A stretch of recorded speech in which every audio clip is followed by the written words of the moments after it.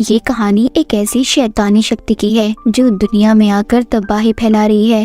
तो ये कहानी एक हॉस्पिटल से शुरू होती है जहाँ पर हम एक कपल को देखते हैं, रीटर और उसकी वाइफ। उनके यहाँ बेटा पैदा हुआ था और दोनों इस बात को लेकर बहुत खुश थे। रीटर एक पुलिस ऑफिसर था, जिंदगी बहुत अच्छी चल रही थी। रीटर को काम के सिलसिले में बाहर जाना पड़ता है। उसकी वाइफ उससे कहती है, प्लीज जरा जल्दी आ जाना क्योंकि आज हमें हॉस्पिटल से घर भी जाना है, बस कुछ टेस्ट होने हैं।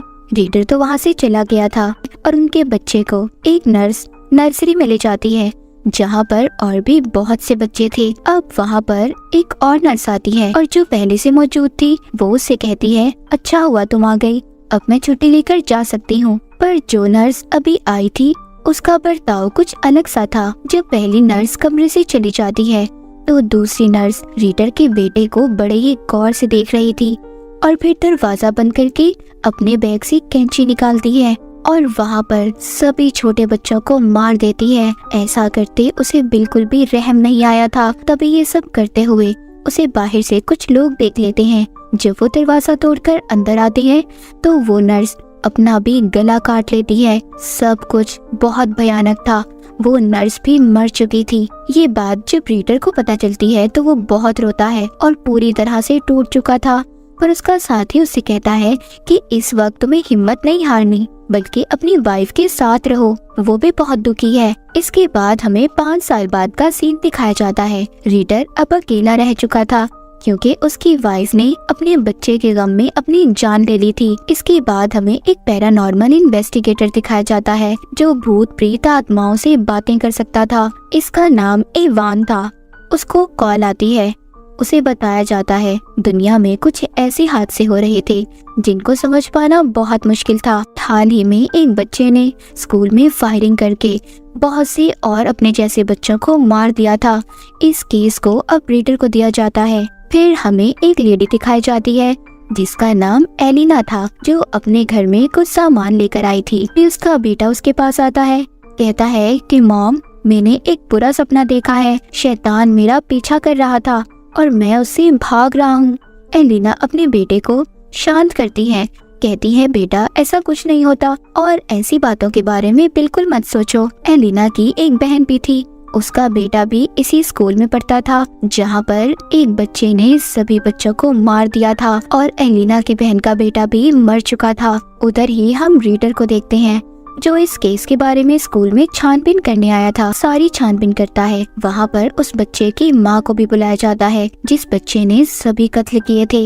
रीडर उससे पूछता है कि तुम्हारा बेटा नशा करता था या फिर किसी कल्ट से जुड़ा हुआ था, किसी ऐसे लोगों से जो काला जादू करते हो। उस बच्चे की माँ बहुत ज्यादा रो रही थी क्योंकि वो इन सब के बारे में कुछ भी नहीं जानती थी। अब रीडर एलिना की बहन से मिलने जाता है क्योंकि उसके बेटे की भी इसी हादसे में मौत हुई थी। बताती है, कुछ दिनों पहले मेरे पास एक आदमी आया था। उसके चेहरे और जिस्म पर अजीब सी टैटू बने हुए थे। उस वक्त उसने मुझे बताया था इन सब बातों के बारे में, पर मैंने उसका यकीन नहीं किया। मुझे लगा कि वो कोई पागल है, पर मैं ये नहीं जानती थी कि उसकी बताई हुई बात सच हो जाएगी। और उसने तो ये भी कहा था अभी तो दुनिया में और भी बहुत बड़े बड़े हादसे होने वाले हैं जिसमें बहुत से लोग मारे जाएंगे। रीडर भी एलिना की बहन की बातें सुनकर हैरान हो गया था। जिसके बाद हमें एक पूल का सीन दिखाया जाता है जहाँ पर बहुत से लोग तैरने आए हुए थे। वहाँ पर सफाई करने वाली औरत को न जाने अचानक से क्या हो गया था। वो वायर्स बिजली की तारों को लेकर पूल के सामने खड़ी हो जाती है। जब एक आदमी उसे देखता है, उसे रोकने की कोशिश करता है, पर वो उसे भी बिजली के झटके देकर मार देती है। ये सब देखकर पूल में जितने भी लोग थे सब भागने की कोशिश कर रहे थे, लेकिन वो औरत उन तारों के साथ ही पानी में कूद गई थी जिससे पूल में जितने भी लोग थे सब मर गए थे। इस बारे में रीडर को भी पता चलता है तो वो वहाँ पर इन्वेस्टिगेशन छानबीन करने आता है। वहाँ पर पैरानॉर्मल इन्वेस्टिगेटर इवान भी था जो इन चीजों के बारे में जानता था। रीडर को ये केस बिल्कुल वैसा लग रहा था कि जहाँ पर पहले कातिल लोगों को मारता है और फिर खुद बाद में अपनी जान ले लेता है। इवान उससे कहता है कि ये काम किसी शैतानी शक्ति का है, पर रीडर ये सब बातें मानने के लिए तैयार नहीं था क्योंकि वो ऐसी बातों पर यकीन नहीं करता था। इवान कहता है, याद करो 5 साल पहले की बात है जो हादसा हॉस्पिटल में हुआ था जिसमें तुम्हारे अपने बच्चे की जान गई थी, ये दोनों केस मुझे बिल्कुल वैसे लग रहे हैं। इवान कहता है ये किसी ऐसी शक्ति का काम है जो पहले एक इंसान को अपने कंट्रोल में करता है, फिर सबको मरवाता है। एक लेडी के घर जाते हैं जो एक नजूमी थी। वो अपने कार्ड से इनको बताती है कि दुनिया पर शैतान का असर हो रहा है। कोई कल्ट नहीं बल्कि शैतान खुद दुनिया में आकर लोगों को अपने काबू में करता है और उनसे फिर आगे लोगों को मरवाता है। तभी उस नजूमी औरत के घर में सब कुछ हिलने लगा था। ऐसा लग रहा था जैसे वो शैतानी ताकत इन्हें अपने होने का एहसास दिला रही थी। अगली सुबह जब एलिना और उसका बेटा मार्केट में जा रहे थे तो वही टैटू वाला आदमी जिसके बारे में एलिना की बहन ने रीडर को बताया था, वो उसको और उसके बेटे को अगवा करके ले जाता है। वहाँ पर खड़े बहुत से लोग ये देख रहे थे। इससे पहले इन सब बातों का पुलिस को पता चलता, एक आदमी एक बैग लेकर शॉपिंग मॉल में जाता है और बॉम्ब से बहुत से लोगों को उड़ा देता है। इस हादसे में भी बहुत से लोग मारे गए थे। ये हादसा अब दिन ब दिन बढ़ते जा रहे थे। अब छानबीन से रीडर और इवान को एक चर्च का पता चलता है। जब ये लोग वहाँ पर जाते हैं तो सब कुछ अजीब था, सारा कुछ टूटा हुआ था। तभी वहाँ पर शैतान पुतले की शक्ल में आता है जो रीडर से कह रहा था कि मैं तुम्हारी सारी बातें मानने के लिए तैयार हूँ, पर तुम्हें एक बच्चे की बलि चढ़ानी होगी। एक बच्चे को मेरे लिए कत्ल करना होगा, उसे मारना होगा। तभी वो रीडर को उसकी बीवी और बच्चा दिखाता है, पर इवान ये जानता था कि वो ये सब सिर्फ उसे ख्यालों में दिखा रहा है, इसीलिए वो उस पुतले पर गोली चलाकर उसे खत्म कर देता है। तभी वहाँ पर कोई आकर इन दोनों को बेहोश कर देता है। अगले दिन जब रीडर को होश आता है तो वो एक पिंजरे में बंद था। उसके सामने वही टैटू वाला आदमी था। ये आदमी एक प्रीस्ट था। वो रीडर को बताता है कि ये सब कुछ शैतान कर रहा है और मैंने अपनी आत्मा का सौदा शैतान से कर लिया था, जिसके बाद शैतान मुझे कभी नहीं मार सका। पर तुम ये मत समझना कि मैं शैतान के साथ हूँ।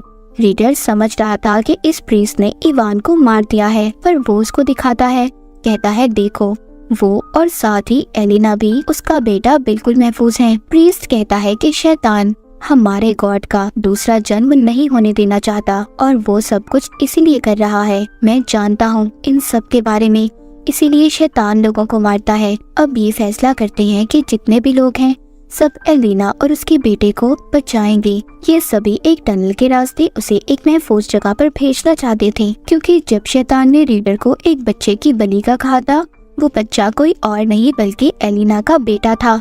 इसलिए ये सब अब इसको बचाना चाहते थे। जब ये एक गुफा में पहुंचते हैं तो एक जगह देखते हैं जो काफी अजीब थी। उस जगह को देखकर ऐसा लग रहा था जैसे वो किसी कल्ट की हो और लोग वहाँ पर काला जादू करते हों। तभी अचानक से रीडर अजीब अजीब बातें करने लगता है। प्रीस्ट समझ गया था कि रीडर भी अब पोजेस्ड हो चुका है, वो भी शैतान के कब्जे में था। वो वहाँ पर बहुत से लोगों को मार देता है। एलिना अपने बेटे को लेकर वहाँ से भाग जाती है। प्रीस्ट जब रीडर को रोकने की कोशिश करता है तो रीडर प्रीस्ट को बेहोश करके एलिना के पीछे भागता है।